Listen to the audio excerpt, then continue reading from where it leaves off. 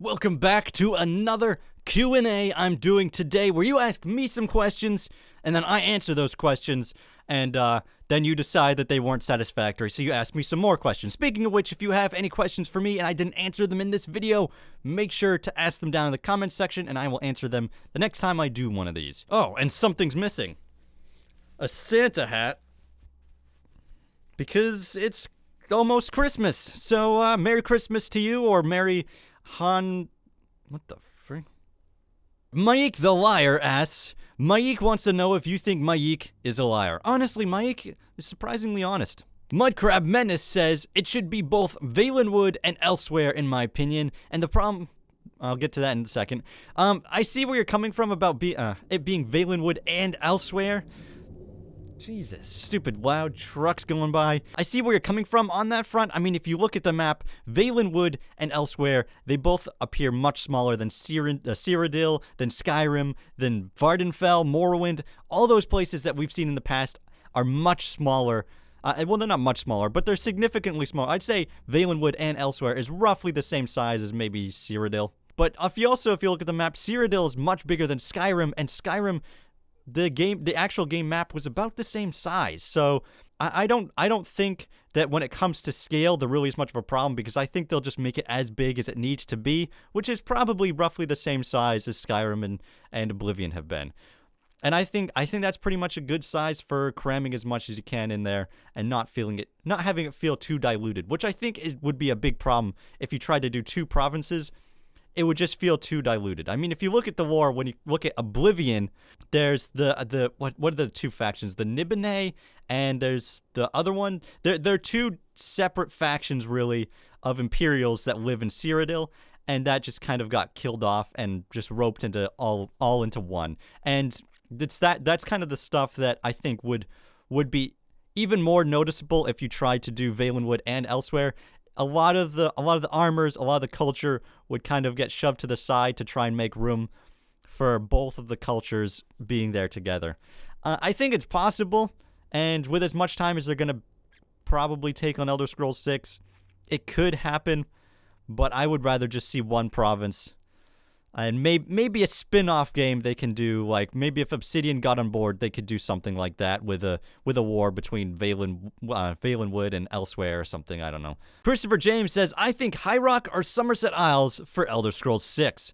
I think those are pretty good options. Like I said in my video that I did forever ago, I think Summerset Isles is probably the most likely place they'll go next. There's enough there. They've built up a lot of mystery, and based on what they've focused in the past, I think magic is the next thing they're going to focus on quite a bit. So the Summerset Isles, and of course because of the Thalmor, I think the Summerset Isles is probably the most likely option for them. And I think High Rock is also... Well, I don't think High Rock is a very likely option. I think if they were going to do any of the human provinces next, it'd probably be Hammerfell. There's also that trademark they did a while ago. And usually trademarks are a good tell for what they're going to do. But of course, it is, it's years from now. It's not, Elder Scrolls 6 is not coming out anytime soon. MR Black Fat Rat, that's a weird name, MR Black Flat, whatever his name is, says, the one mod I really love in Oblivion is the content restoration project. More of Oblivion? Am I in heaven? I don't know if you're in heaven. I don't have the answer to that. More of Oblivion? Probably is more of Oblivion.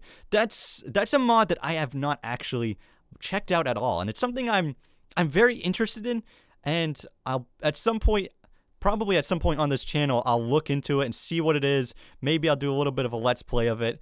Just kind of see something new, Ruo Finn Quacken Boss. Jesus.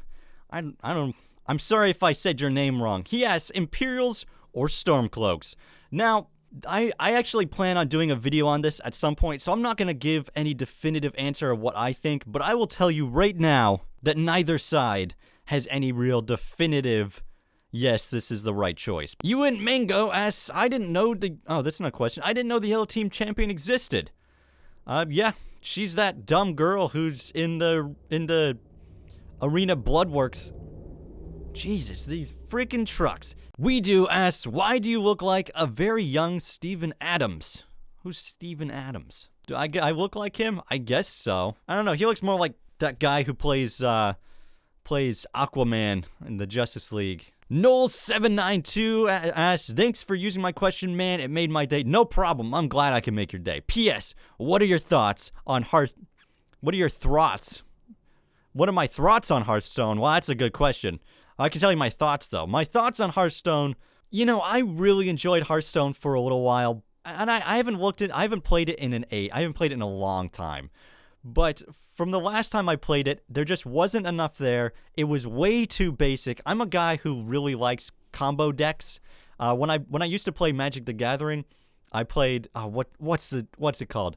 Legacy, I think is Legacy. I played Legacy because I wasn't good at it, but I really like comboing. And Hearthstone is a game that they don't really want you to combo. They try to force everything to be as simple and basic as possible. I don't like that. JFES, you're not alone on the monster eyebrows front, Cantina. Back in school, mine were called Paul and Sid the Sloths because of their sheer bushiness. Wow. Well, unfortunately, nobody ever gave nicknames to my eyebrows.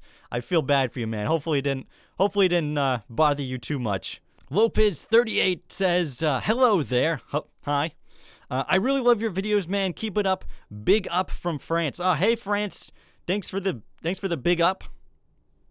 For the next Q&A, how and when did you first get the game KOTOR? Oh, that's a good question. So, I was at Walmart, which is usually how these things go down, and I saw the game KOTOR, and I thought, that looks awesome. That looks fantastic.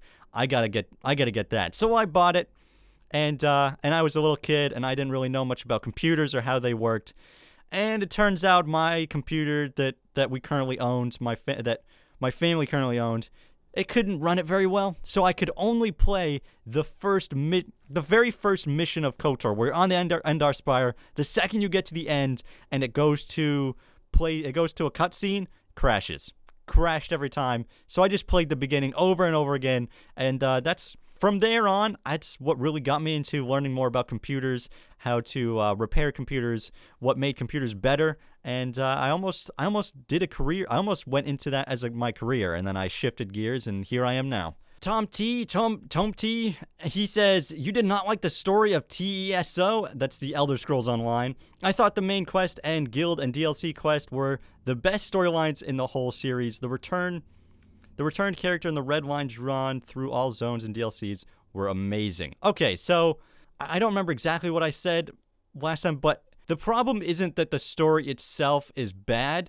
The problem is the way it's presented. And honestly, that's a big problem with all MMOs. There's no real way to just go through the storyline. Like in Skyrim, you can just play through the main quest line. If you want to stop and do something else, you can, but you're never forced to. And in an MMO, you have to take a break and you have to go do something else. And it's just hard for me to enjoy a storyline when I'm being forced to do something else. And that's the real problem with it. That's what I don't like about Elder Scrolls Online. That's what I don't like about Star Wars, The Old Republic, and even in the new Star Wars Old Republic stuff that they're doing now, which they're trying to make it more like KOTOR, which they should have done from the beginning. What a bunch of idiots.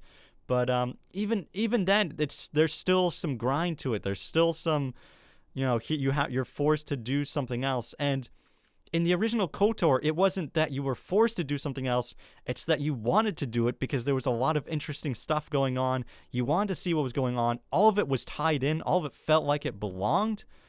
And MMOs just aren't good at doing that. Rooster the Cool says, please play Minecraft.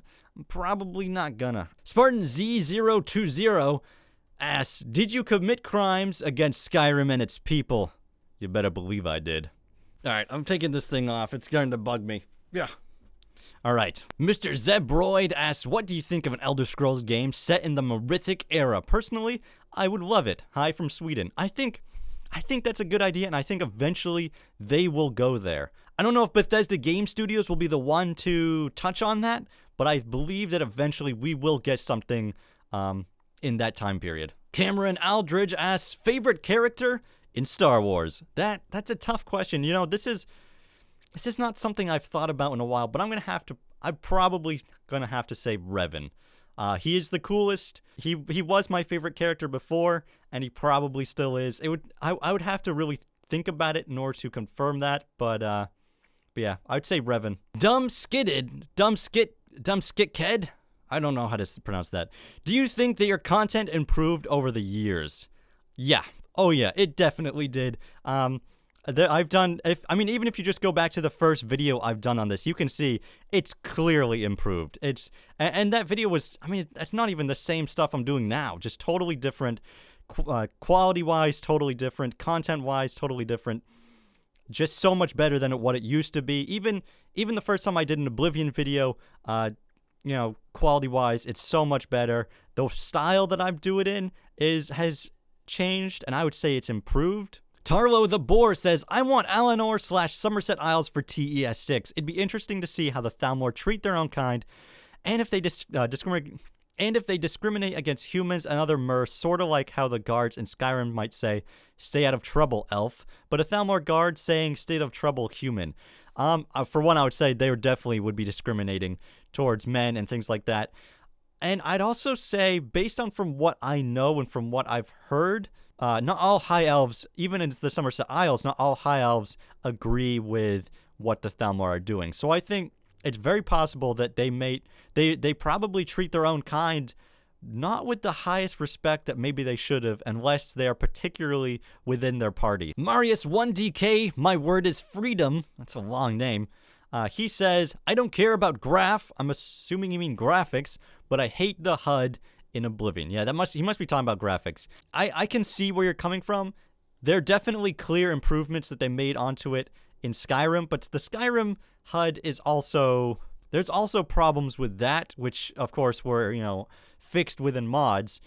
But I prefer the art direction of the HUD in Oblivion. I think it makes way more sense than the modernistic, sleek design of Skyrim. In Skyrim, it just says, hey, go to this guy and talk to him. But in Oblivion, when you look at your quest log, it says, you discovered these things, this person said this, now it's time to go talk to this guy and find out this. And I think that's one of the reasons why a lot of people even like myself prefer Oblivion's quest, just because it's right there. The story is right there, and Skyrim, a lot of the times it has the same story, but you have to go more out of your way to discover it. You have to read the 10-page book that they left lying around, as opposed to Oblivion. There's a dialogue prompt that summarizes what you discovered, but in Skyrim they don't bother to do that, and I think that's one of the reasons why Skyrim's quest suffers so much.